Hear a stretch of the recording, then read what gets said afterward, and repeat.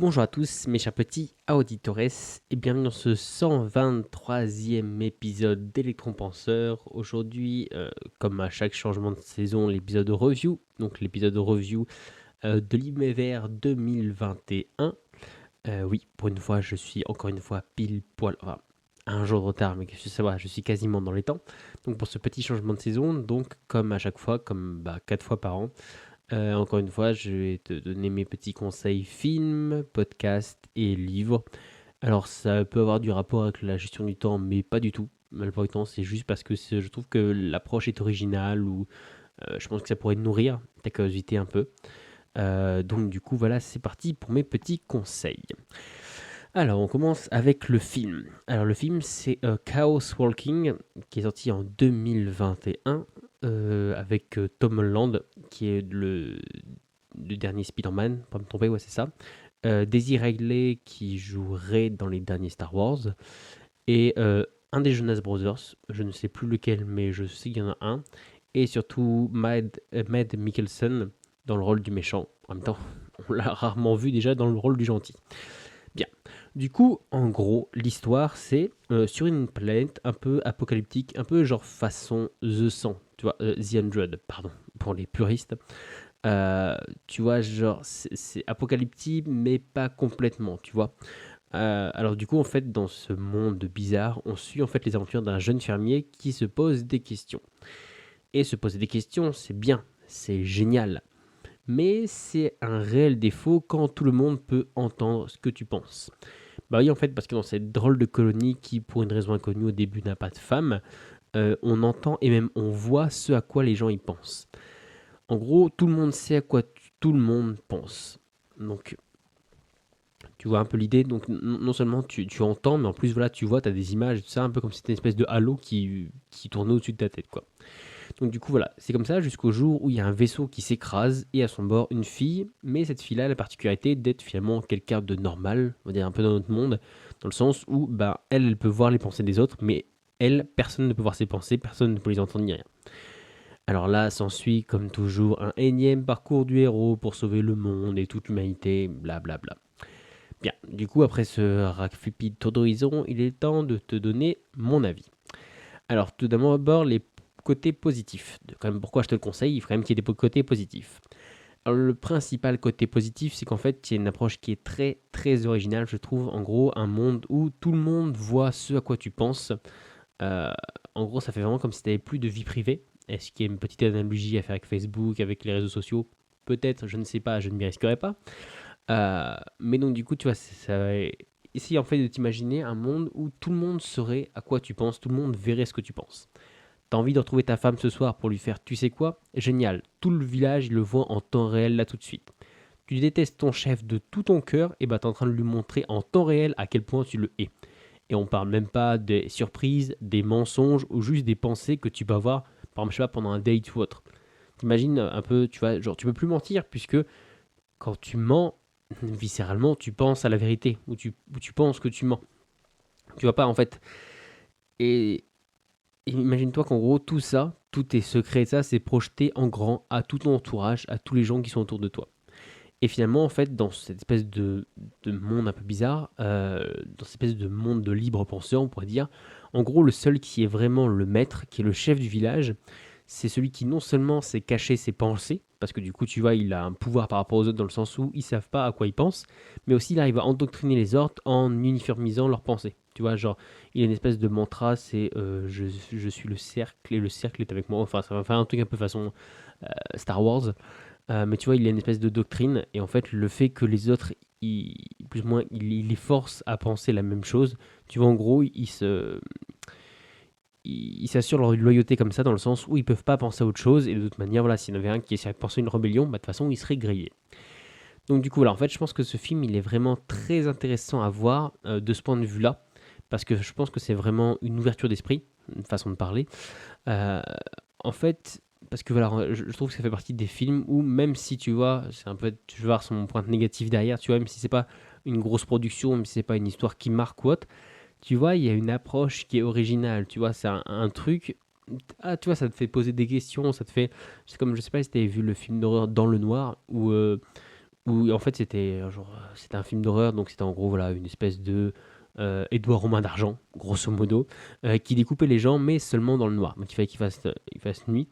Et donc du coup après tu avais toutes les possibilités que ça poussait, du genre en gros, par exemple t'as des flics à moi qui se lui tirer dessus et hop il disparaît, au moins il tire, bah oui parce que forcément t'as la lumière de l'explosion et donc du coup tu vois, donc du coup comme il peut pas être que dans le noir, donc, t'as plein de trucs comme ça, où finalement un peu comme pour ce film là, finalement la chute était pas terrible, mais c'est genre en fait c'est les films où t'as un concept qui est original et en fait ça te pousse à réfléchir. Et là, du coup, tu vois, c'est techniquement le genre de film où tu vas te surprendre pendant plusieurs heures après à penser à cette espèce de concept, tu vois, de pensée visible, de bah, qu'est-ce que ça donne dans un monde où tout le monde pourrait voir à quoi tout le monde pense, quoi. Donc, du coup, je pense que en fait, le vrai plus, c'est finalement bah, de se poser des questions, d'arriver en gros à changer tes états d'esprit. Et je trouve que ce film-là fait partie de cette liste, en gros, euh, qui ont une approche tellement différente que ça, en fait, ça te fait réfléchir de manière différente parce que tu dis, ah oui, mais du coup, voilà toutes les possibilités que ça ouvre, quoi. Voilà. Les côtés négatifs, et ben en fait, le vrai côté négatif, c'est qu'en gros, les scénaristes, ils ont misé tout ce qu'ils avaient. Voilà, ils ont sué sang et eau, ils se sont tués à la tâche juste pour cette seule originalité. Parce que sinon, à côté de ça, le parcours, il ressemble autant à celui de Frodon, de Luke Skywalker ou encore d'Eragon. C'est du vu, vu et revu. On sait dès le début la romance à venir, on sait dès le début la victoire finale, on connaît un peu le cheminement, qu'il va y faire des sacrifices pour qu'il s'en aille ou autre. Et finalement, en fait, même l'atout scénaristique, tu vois, de voir dans les pensées, je trouve qu'il est utilisé de manière super maladroite. Finalement, ça sert pas vraiment l'histoire. C'est plus une espèce de presque un handicap, tu vois, qu'ils auraient de pas pouvoir contrôler leurs pensées. Mais finalement, tu vois, ça apporte pas vraiment de pouvoir, ça apporte pas vraiment de sens. Et pour te dire, l'histoire en elle-même, elle m'a tellement peu marqué que je l'ai vue il y a 5 mois et je suis incapable de te raconter la fin. Tu vois, autant le concept ça m'a marqué, autant finalement l'histoire en elle-même, il n'y a pas grand-chose, quoi. Donc du coup voilà, en gros voilà un film à pas regarder vraiment pour l'histoire en elle-même, mais plutôt pour le concept développé dedans et toutes les conséquences, comme je t'ai dit, que ça engendre. Tu vois, un peu toutes les situations où même toi, tu vas presque inconsciemment, tu vas finir par penser de bah voilà, tu vois, tu vas un peu transposer ça dans le monde réel et te dire putain quel bordel ce serait ou voilà comment est-ce que le monde serait différent ou autre. Donc c'est pour ça un peu que je te conseillais ce film aujourd'hui. Alors voilà, maintenant on passe au livre. Alors le livre c'est Serons-nous immortels de Ray Kurzweil et Terry Grossman qui est sorti en 2006. Oui, ça commence un petit peu à dater. En gros, l'idée de base elle est super simple. C'est aujourd'hui la science elle permet pas encore de vaincre la mort. Mais on fait le pari que dans 30-40 ans ce sera le cas. Et donc du coup l'idée principale du livre c'est dans 30-40 ans on pourra vivre éternellement. Donc vous qui lisez le livre maintenant, essayez de ne pas mourir entre-temps. Voilà, essayez de ne pas mourir d'ici là. Voilà, c'est un peu en gros l'idée de base du livre. Alors du coup, les plus, donc le point positif surtout quand en fait c'est que c'est vraiment un livre complet sur la santé, sur le mieux vivre. En gros, ça traite aussi bien d'alimentation que de stress, que de style de vie ou autre, un peu ou de vision du monde. Et finalement, par rapport aux autres livres, il y a, on va dire un bon 50% quasiment sur la nutrition ou autre. Et par rapport aux autres livres que je trouve qui sont écrits un peu sur la nutrition, qui sont, on va pas se mentir, pour caricaturer, mais tu sais, écrits un peu par des diététiciennes qui ont suivi une formation de 2 jours et dont le principal contenu se limite à buvez de l'eau, manger des produits laitiers et des pâtes. Ouais, tu vois un peu ce que je dis, on a tous vu des bouquins passer comme ça. Là, au moins, tu sens que c'est des scientifiques. D'ailleurs, pour bien enfoncer le clou, ils ont 30 pages de références scientifiques à l'appui à la fin du bouquin qui sortent, c'est pas drôle, de toutes les plus grandes écoles, d'Harvard, d'Oxford, voilà, de tous les plus gros trucs, de l'OMS, voilà. Vraiment les mecs qui sont un peu calés. Et finalement, en gros, ils s'appuient sur des études, sur des expériences, sur des analyses, et de là, en gros, ils essaient d'en tirer des conclusions avec le plus d'objectivité possible. En gros, ils se disent, bah voilà, il y a 4, 5, 6, 7 études qui amènent vers ce même point. On peut du coup en déduire que ça tend un peu dans cette direction-là. Et donc du coup, donc après ce que je trouve aussi original, c'est qu'en gros, il détaille, donc par exemple, c'est surtout la nutrition, par exemple, tu vois, il détaille tous les différents minéraux, toutes les vitamines ou autres, plutôt que de juste dire, bah voilà, la vitamine C elle est là, la vitamine D elle est là. Là en gros, ils disent dans quoi ils sont, comment les consommer, parce qu'il y a des moments où voilà, en plus ou moins, ils sont dans un fruit, dans un légume, et si tu les fais mal cuire ou avec des mauvais trucs craquent, tu la crames et finalement tu l'as pas. à quoi ils servent, etc. etc. Et même en fait, voilà, c'est qu'il se base vraiment d'un point de vue fonctionnel, quoi. Bon, puis à un moment, il y a toute une partie où c'est pas. Finalement, l'une des principales causes de mortalité, c'est les crises cardiaques, les maladies cardiovasculaires. Donc, du coup, plutôt que je te dire, ah, votre cœur va s'arrêter, tu vois là, en gros, ils te font tout le cheminement. Ils te disent, euh, plus ou moins la crise cardiaque en elle-même, ça n'existe pas. Tu vois, c'est en gros, bah voilà, c'est parce que tu fais un infarctus, c'est-à-dire que tout doucement ton artère elle se bouge. Pourquoi est-ce qu'elle se bouge? Qu'est-ce qui se passe à ce moment-là? Et finalement, quand tu fais une crise cardiaque, c'est voilà, qu'est-ce qui s'est passé pour que ton cœur il marche bien et d'un coup, poum, il s'arrête. Donc tu vois, ils vont vraiment en profondeur. Donc du coup, je trouve que c'est un livre qui est vraiment très complet et je pense que si tu dois lire un seul livre, on va dire, pour essayer de vivre mieux ou autre, ça pourrait être celui-ci dans le sens où en gros ça te donne de bonnes bases pour bâtir ta future vie, dans le sens où ça balaye quand même, on va dire, tous les jalons de base de changer sa vie. Tu vois, ça peut être à la fois d'un point de vue psychologique, d'un point de vue style de vie, d'un point de vue alimentation, d'un point de vue sommeil ou autre. Donc je pense que ça peut te fournir des bonnes bases. Alors finalement, en fait, je trouve que plus que juste des préconisations, tu vois, plutôt juste de dire bon, alors c'est mieux de manger 5 fruits et légumes par jour, c'est mieux de boire des produits laitiers, c'est mieux de boire 2 litres d'eau par jour. En gros, là, plutôt que de juste faire des préconisations qui sont plus ou moins arbitraires, en gros, là, ils alertent vraiment sur les différents risques. En gros, ils te disent bah, ce que ça provoque le manque de sport sur tes muscles, ce que le stress il provoque sur ton cerveau, ou ce que l'excès de gras il fait à ton cœur, tu vois. Donc du coup, plutôt que de juste dire «Ah, c'est pas bien, faut pas faire ça, diantre, fichtre», là au moins en gros, tu as une prise de conscience directe parce qu'en gros, tu vois le résultat fataliste si tu pars pas dans la bonne direction. Tu vois, c'est pas de dire «Bon, allez, faut pas manger des sucreries hein, parce que c'est pas bon». Là, tu vois, c'est en mode «Bah, si tu manges trop de sucre, et bah, ça va faire ça, ça va faire ça, et ça va boucher à cet endroit-là, et là, tu vas avoir une inflammation, et là, voilà, tu vas tomber malade, et hop, là, tu vas mourir». C'est un peu exagéré, mais tu vois, c'est un peu l'idée. Donc du coup, tu vois, tu vas vraiment tout le cheminement plutôt que juste des recommandations. Donc tu vois, comme tu peux le voir, c'est un bouquin assez complet. Alors les moins, c'est que c'est un bouquin qui est hyper technique. Alors il est vulgarisateur, certes, tu peux y arriver, mais on va dire après, c'est un sacré pavé qui doit faire quasiment 500 ou 600 pages. Donc du coup, après une bonne centaine de pages, forcément, il rentre plus dans le détail. Donc du coup, si tu perds un peu le train en route au début, bah t'es foutu. Mais parce qu'en plus, oui, je t'ai dit, c'est un sacré pavé, c'est assez complexe, il faut bien s'accrocher, il faut bien être dedans. Surtout que voilà, c'est un côté un peu scientifique, donc si la science ou la médecine, c'est vraiment pas ton fort, tu auras un petit peu de mal à rentrer dedans. Juste moi, je pense qu'il m'a fallu 2 ans, je crois, pour lire le livre. Bon après, il était posé sur le, sur le piano chez ma mère et je le lisais de temps en temps quand j'étais là. Mais voilà, il m'a fallu quand même le temps, tout doucement, d'arriver à me mettre dedans ou autre. C'est pas un bouquin, on va dire, que j'ai dévoré par rapport à d'autres. Euh, mais donc du coup, oui, donc du coup, il est quand même assez technique, il faut quand même s'accrocher. L'autre point, et même principal, moins point négatif, pardon, c'est qu'en gros, il y a un côté très Terminator et savant fou. Alors oui, tu vas me dire, qu'est-ce que je raconte? Je rentre dans le vif du sujet. En gros, il prône l'immortalité en 3 étapes. Ils appellent ça dans le bouquin des ponts. Le pont 1, c'est ne pas mourir. Tu vois, c'est essayer, si tu veux vivre plus tard, si on part du postulat que dans quelques années, on pourra devenir immortel, le but, c'est de ne pas mourir maintenant. Voilà, je crois que c'était déjà un des premiers trucs, c'est en gros, si tu veux vivre vieux, commence par ne pas mourir. Voilà. Donc du coup, la partie 1, donc je pense que c'est la partie qui est vraiment intéressante et enrichissante parce que c'est là qu'on peut voir les actions qu'on peut faire dès maintenant, dès aujourd'hui, pour aller bien, pour aller mieux ou autre, pour vraiment, c'est vraiment ça le cœur de pourquoi en fait je te recommande ce bouquin, pour vraiment ce pont 1, qui est en gros le cœur du bouquin. Le pont 2, ça se résume en fait à se droguer de médicaments pour pallier aux carences et aux différentes infections, dont certaines qui sont juste naturelles, comme par exemple elles sont liées à l'âge, bah genre c'est sûr qu'au bout d'un certain moment, avec l'âge, bah, tes cellules s'y régénèrent moins bien, ton cœur il fatigue ou autre, ou même qui sont génétiques, genre bah, t'es né comme ça, t'as pas de bol. Et donc du coup, le pont 2, c'est bah, droguez-vous de médicaments, comme ça les médicaments ils pourront vous maintenir en vie, quoi. Et le pont 3, c'est s'implanter des micro-robots et un peu ce genre de trucs qui vont te soigner, te renforcer et réparer ton corps de l'intérieur. Alors oui, je sais, la deuxième partie, elle peut faire franchement penser à un drogué, surtout quand tu as un des auteurs qui te dit qu'il prend à peu près plus de 250 pilules par jour. Donc tu te dis, le mec à côté, Heisenberg, c'est un rigolo.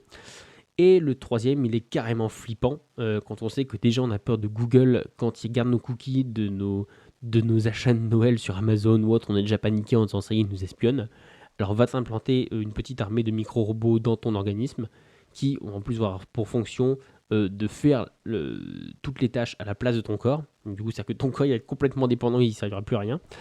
Donc du coup, c'est carrément flippant. Donc du coup, ce que je dis en fait, il faut le lire pour surtout en fait le pont 1 pour cette approche, cet aspect, tu vois, de essayer de vivre plus vieux, essayer d'être en meilleure santé, c'est vrai, c'est ça en fait, c'est pas juste de dire finalement on connaît tous des gens en gros qui vivent vieux, mais en gros ils sont déjà dans le pont 2, tu vois, ils vivent vieux parce qu'ils sont drogués de médicaments, parce que voilà ils tiennent plus debout ni rien. Alors que finalement, il vaut mieux vivre vieux grâce au pont 1, c'est-à-dire en faisant attention à ce qu'on mange, en ayant un bon style de vie, en dormant suffisamment ou autre. Bref. Du coup, je pense que c'est un livre qui se veut justement très en avance, qui se veut un peu futuriste, trop parfois, du moins à mon goût. Mais en gros, comme je t'ai dit, je pense qu'il trouve sa vraie valeur dans le point 1. En gros, comment se guérir, comment aller mieux, comment prendre soin de soi. Et je pense que les deux autres ponts, il faut plus les considérer comme une espèce de prototype ou des visions possibles de l'avenir. Tu vois, c'est un peu la branlette intellectuelle, quoi. C'est de se dire, ah oui, tiens, on pourrait faire tout ça. En gros, c'est regarde l'éventail des possibles. Et donc, du coup, je pense que dans un premier temps, il faut plus, du moins un autre niveau. Sauf si, je sais pas, peut-être t'es chercheur au CNRS ou autre. Mais auquel cas, dis-le moi, je pensais pas avoir des éminents chercheurs dans mon auditoire. Mais sinon, considère-leur plus comme, on va dire, matière à débattre ou à réfléchir que vraiment mettre en application. Voilà, donc du coup, ça c'était pour le livre. Et donc du coup, on finit par le podcast. Alors, le podcast d'aujourd'hui, c'est le podcast Sportcast, qui est depuis le 8 mars 2021, qui est produit par Jérémy Semelin. Semelin, je ne veux pas écorcher son nom, je dirais Semelin. Alors oui, tu vas dire oui, 8 mars 2021. Pour une fois, oui, je parle d'un tout petit nouveau venu, puisqu'il a à peine 9 mois d'existence et pour l'instant seulement 8 épisodes. Mais en fait, j'adore traîner sur les différents groupes de podcasters ou dans mon appli de podcast à découvrir des nouveaux talents ou autres. Et quand c'est le cas, comme aujourd'hui, où je trouve une petite pépite, il est de mon devoir de vieux de la vieille. Parce que oui, 90% des podcasts, ils ne dépassent pas le 8e épisode où ils durent moins de 6 mois. Alors autant dire que moi, avec mes 123 épisodes et mes 3 ans et demi, je commence à devenir un rescapé.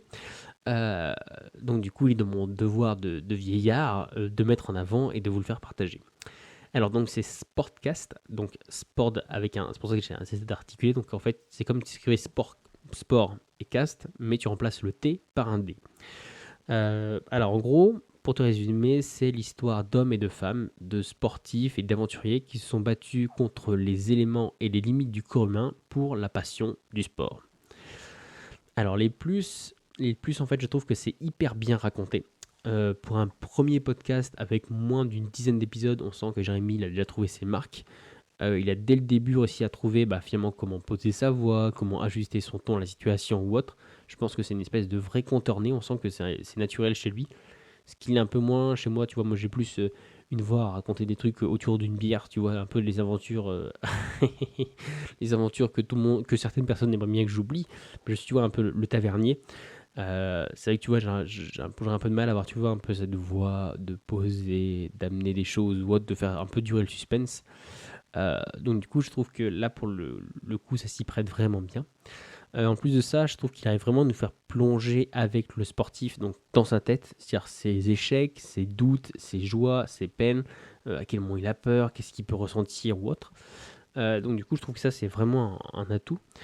Parce qu'en gros, c'est ni complètement une biographie, ni complètement une revue journalistique. Tu vois, c'est pas non plus trop une biographie dans le sens où on dit pas, il est né à tel endroit, il a fait ça, il a fait ça, il a fait ça, il s'est marié.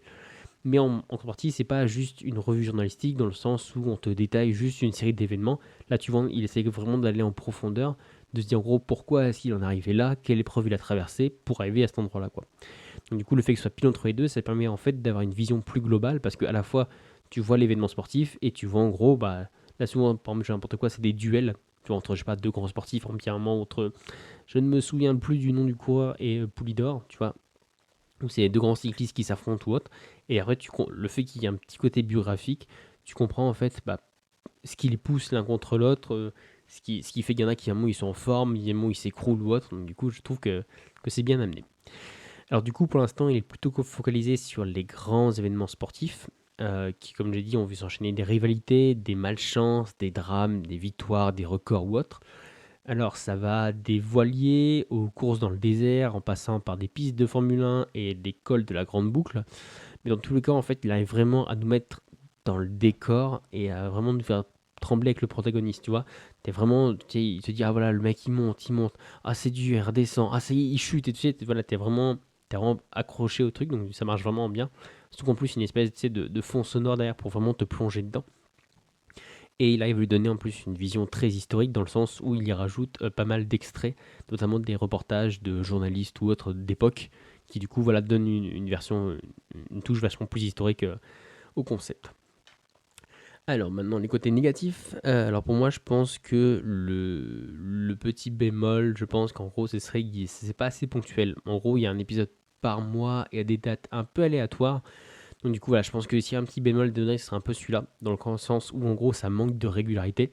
Or bah on sait tous, la régularité c'est un élément majeur qui permet de survivre aux premières années euh, de diffusion, notamment entre les hésitations, les remises en question, les coups de mou ou autre, un peu tout ce qui essaie de réduire à néant ton projet. Et c'est pas à toi à qui j'ai fait voilà, des épisodes sur les différents projets ou autres que je vais apprendre ça, que la régularité c'est vraiment une clé. Donc du coup voilà, je pense que s'il fallait un point négatif, ce serait un peu finalement ce petit manque de régularité. Euh, et finalement, non seulement on ne sait pas quand il y aura un épisode, et on ne sait même pas s'il y en aura un, parce que voilà, comme je t'ai dit, c'est un nouveau podcast, et avec le taux d'abandon que je t'ai cité plus haut, bah du coup voilà, on est un peu finalement un peu dans l'attente. Et finalement, je pense que tu vois, même si c'était mensuel, je pense que le conseil que je donnerais, c'est finalement que ce soit tu sais, à une date précise. Même si je fais n'importe quoi, on te dit, rendez-vous le 8 de chaque mois. Au moins, tu vois, ça permet de donner une date de rendez-vous ou autre. Et l'autre petit point négatif, c'est qu'en gros, toi qui m'écoutes, tu auras sûrement du mal à le trouver si tu ne cliques pas directement sur le lien que je t'ai mis en description ou directement sur mon site. Parce que Sportcast, déjà de base, on a envie de l'écrire avec un T, comme sport et cast.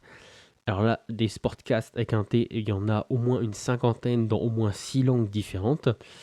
Donc du coup, voilà, pour se démarquer, ou même non seulement pour se démarquer, c'est déjà vachement compliqué, mais même pour les gens qui veulent, tu sais, à qui tu donnes juste le nom de ton podcast pour te retrouver déjà, ils sont quasiment sûrs de se perdre. Et même avec un D, tu vois, on sent que c'est pas trop naturel et finalement, c'est encore du mal à se distinguer. Parce que même s'il y en a quelques autres ou autres qui s'appellent aussi de Sportcast, mais qui ont plus tellement de views, tu sens qu'ils sont un peu à l'abandon. Ça n'empêche que celui-là, je pense que ça manque un peu d'originalité dans le sens où en fait rien que le titre serait peut-être pas clair. Donc du coup, je pense que ce serait juste le côté un peu négatif dans le sens où finalement je te fais une review, mais si je te guide pas, même toi, tu aurais du mal à tomber dessus. Du coup, voilà, c'est tout pour cet épisode 123 sur les reviews de l'hiver 2021.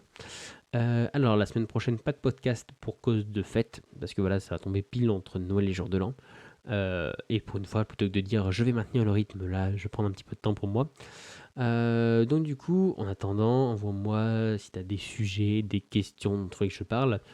Un truc qui m'intéresse vachement, si j'en ai assez, je pense que j'aimerais bien faire un épisode que là-dessus. À la rentrée, c'est sur les bonnes résolutions.